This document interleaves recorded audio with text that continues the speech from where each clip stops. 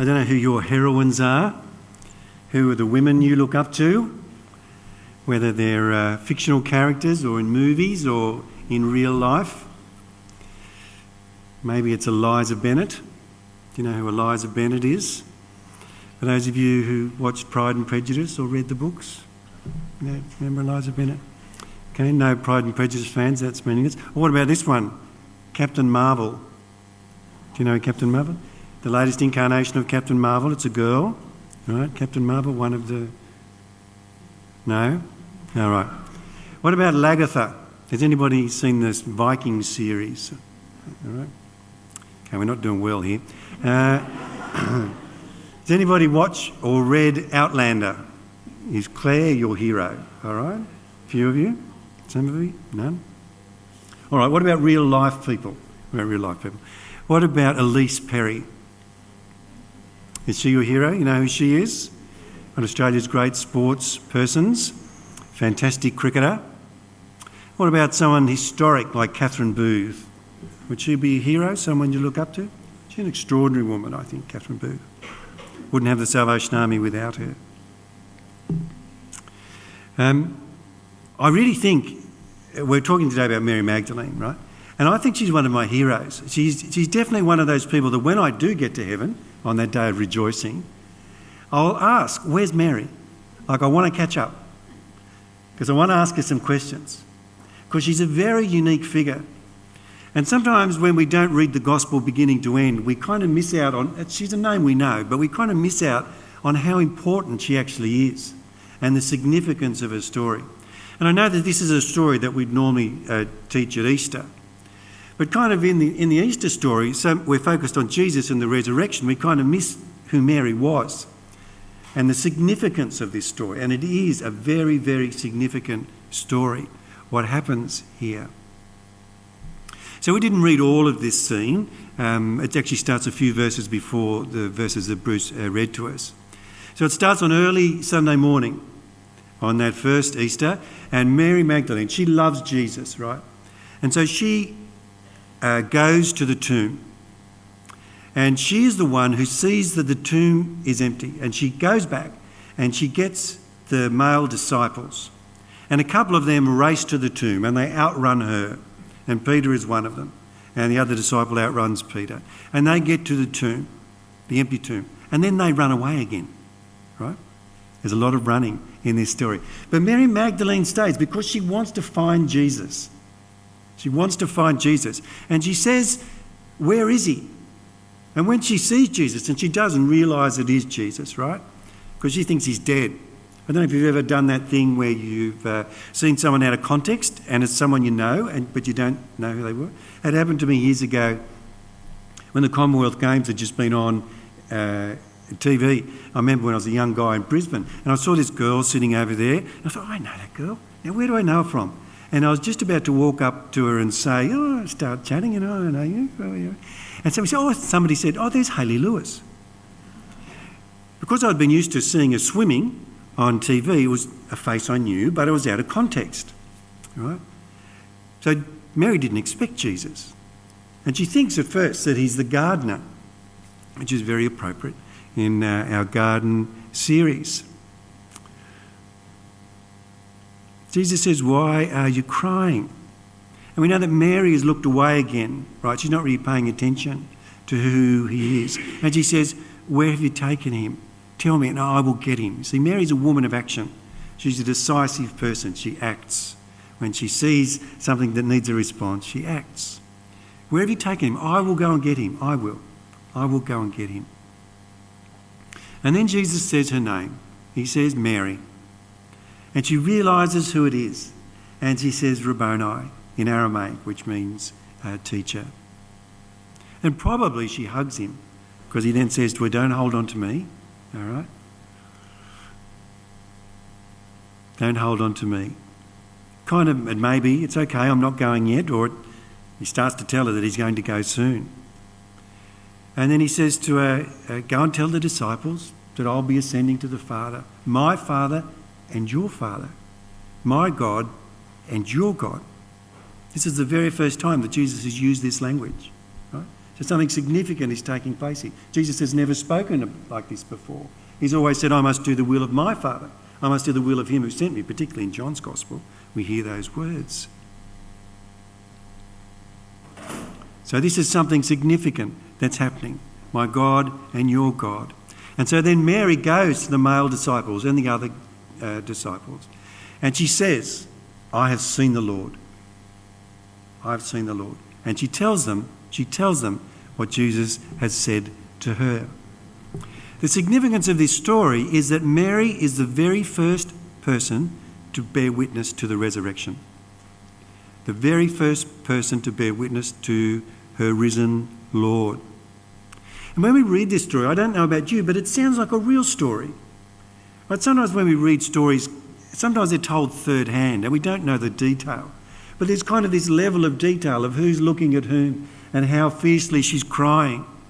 Because the witness to this story is Mary, right? The men aren't there. We know that. We've been told that they've gone. And it's Mary on her own. So this is a story that Mary has told the others. She is the witness to this story. And in it we sense her very real grief and her very real love for Jesus.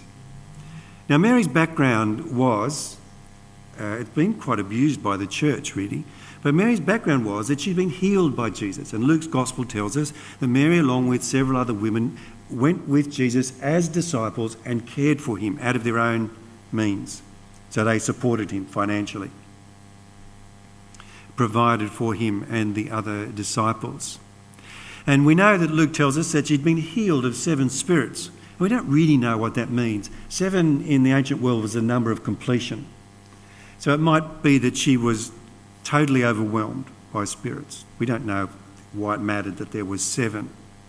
But she'd had significant healing at Jesus' hands.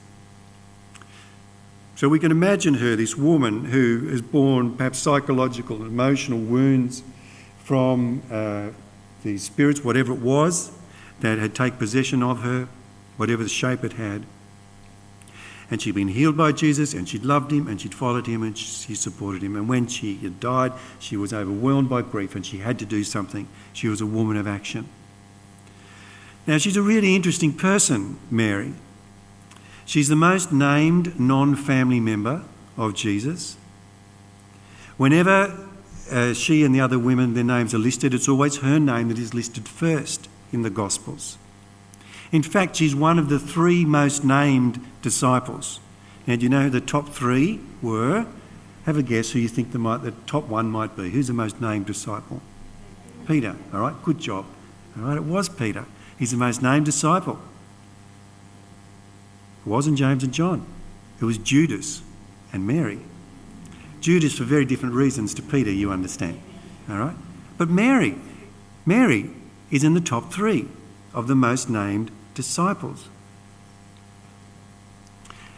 We also need to remind ourselves that, what this story tells us really is that she was an important figure in the church. Lots of recent studies of particularly the Gospels have been wrestling with this issue of the eyewitnesses to these stories and how we can kind of infer when we read the Gospels that this is an account of an eyewitness or is ascribed to an eyewitness. And what lots of scholars say these days is that when the Gospel writers give names, they give names because the people who are hearing the story know their names. So just like we would tell a story. If I was telling a story to you about someone you knew, I would name them. All right? If I was telling you a story about people you didn't know, the names don't matter quite so much. All right? But if it's a story about someone you knew, we name them. And Mary's named all the time. And we know from this story that she's the witness to it. So she's a witness, part of the gospel record. So in a sense, what John has recorded here is Mary's story, told by Mary. Okay? So that matters. The other thing to take note of is that she is not a fallen woman. I just wanted to make that clear. Mary Magdalene is not a fallen woman. She is in fact the patron saint of fallen women. But that's because a otherwise very good man made a terrible mistake. His name was Pope Gregory. And he was a good bloke who reformed the priesthood, did all sorts of nice things in the Catholic Church, but in 581 he conflated three women in the New Testament. That is, he merged them and saw them as one. And that was Mary Magdalene, Mary who was the sister of Martha, and the woman who had wept on Jesus' feet and washed them with her hair, who we know was a fallen woman. So ever since from 581, it's been told, and you probably get this sense, wasn't it, that Mary Magdalene was a fallen woman. We kind of have that idea in our heads. And just by the by, do you know when the Catholic Church corrected that mistake? They corrected it in 1969. All right? Which was kind of a long time for a mistake like that to hang around. And you remember, those were the days, back in the day, well, it still is actually, if the Pope says something, it's gospel. All right? So in popular culture, if you've seen any, there's been recent movies about her, or even if you remember back to something like Jesus Christ Superstar, the song that Mary Magdalene sings, she said, I don't know how to, I've known so many men before, right? That's the picture we have of her. But she wasn't. She wasn't a fallen woman. It seems like she was an independently wealthy woman. She was a woman of action. She was a woman who knew and loved Jesus. All right? And Jesus chose her. He chose her to be the first witness to his resurrection. Because it's not an accident, right? He could have appeared to Peter and John, but he didn't. It was after they'd gone, he appeared to Mary. And we need to think that that matters, that Jesus' first appearance is to Mary. And she's an important person. She was an important disciple, an important follower of Jesus. And she's important in our story here, because it highlights several things for us that we need to pay attention to. The first thing is that the witness of women mattered. Now, in Jewish culture at that time, women couldn't bear witness to anything. And in the courts, in fact, it had to be two men who gave witness to something. But here is a single woman. And a single woman, Jesus was the first witness, and Jesus said to her, as my witness implied, go and tell. Go and tell. Jesus chose Mary, and it is significant. It was for John. That's why he tells this story, right? It was significant for John. She was the first witness to the empty tomb. She was the first apostle. In fact, one of her titles in the church is the Apostle to the Apostles. She's the first messenger to the messengers. N.T. Wright, who's a New Testament scholar, would say that we need to pay attention to this story, because here in this story, given by Jesus, is the right for women to preach the gospel. The very first preacher was a woman. This is an important story. Now, we're part of a movement that values women preaching, don't we? I hope we do, that we value women preaching. But in this day and age, it is possible right here in Sydney in 2020 that you could go to congregations where no woman has ever preached, and no woman would be allowed to preach. And we would reject that. And we reject that not because William said, my best men are women, or Catherine was bossy and said, William, I'll have a word.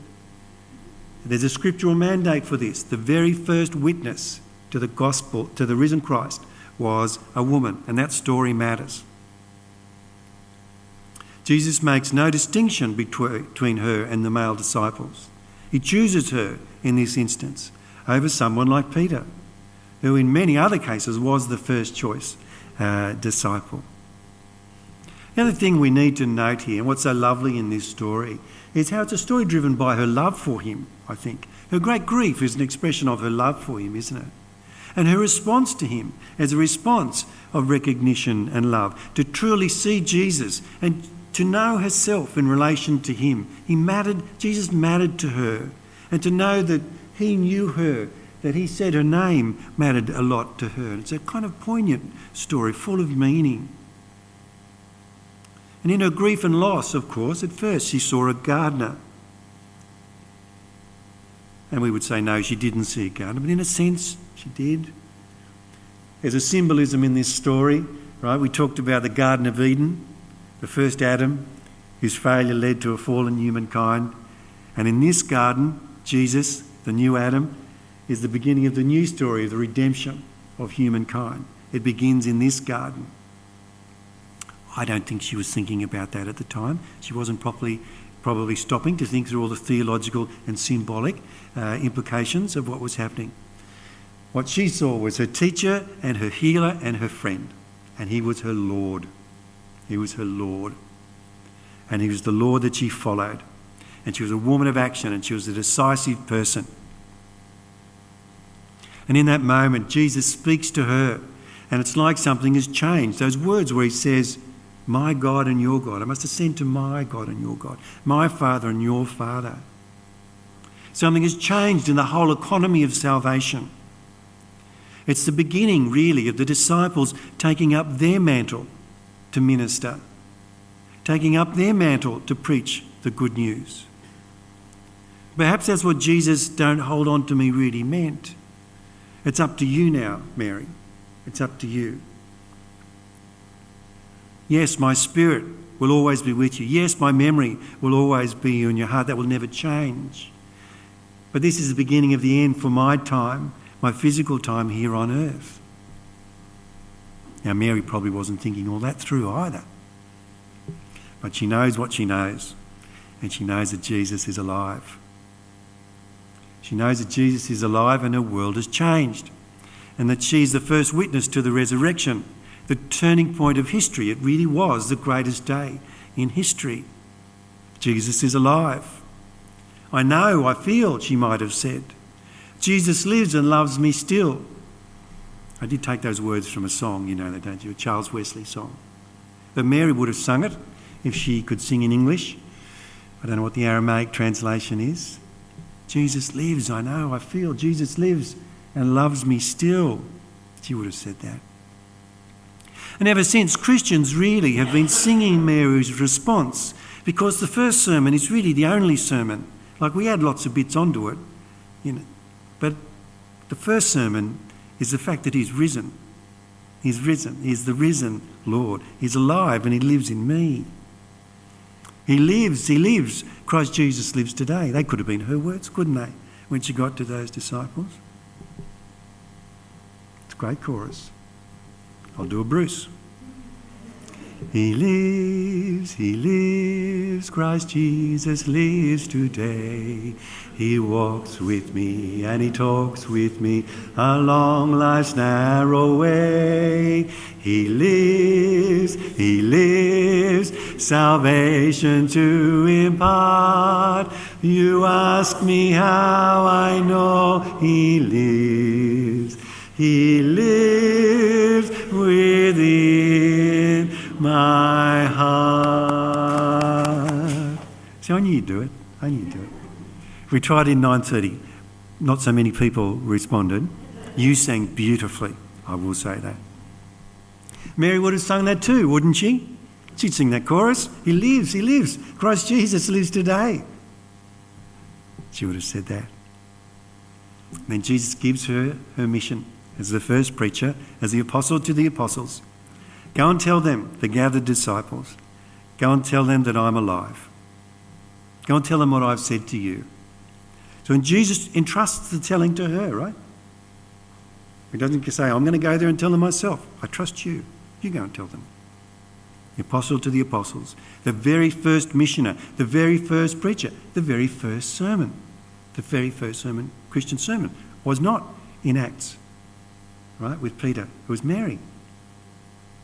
In this garden of joy, Mary cries out. And if the cry of humanity's fall was God saying to Adam, what have you done? The cry of our lifting up is Mary's. I have seen the Lord, is what she says. I have seen the Lord. And it is personal. It is universal in its implications, but it is particular. It is cosmic, but it is personal. A personal relationship is at the heart of this story of Mary, a disciple of Jesus who loved Jesus with all her heart. And it is for us too. You'd probably remember in the 90s when there was a big shift in praise and worship, and lots of new worship songs, contemporary worship songs started to be written. And began what some would later call the worship wars, right? As people wrestle with this, what songs do we sing? The songs we've always known or these new songs? And one of the things that people used to say, unwisely, I think, and I'm sure none of you ever said it, was that all these new songs, They're all about me. They're all about me. They're just self-focused. Unless you thought about it for 2 or 3 more minutes, and then you thought about all the songs that you loved from the songbook, which are always about me and I, in the first person singular. I have no claim on grace. I have no right to plead. I stand before my Maker's face condemned in thought and deed. But since there died a Lamb who guiltless my sin bore, I lay fast hold on Jesus' name, and sin is mine no more.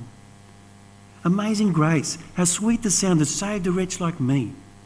I once was lost, but now am found, was blind, but now I see. Just as I am, without one plea, but that thy blood was shed for me. They're all me songs, aren't they? At the heart of this Jesus story is a personal relationship with Jesus. It is first person singular, right? It is personal. We know that. You love Jesus on your own. There's no such thing as a collective love for Jesus. It's personal.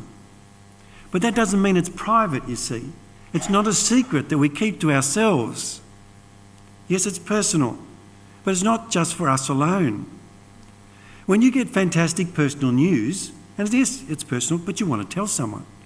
What's the first thing you do? I know what you kids do. If you hear some great personal news and you're on Instagram, aren't you? Straight away, Snapchat, you're tweeting, aren't you?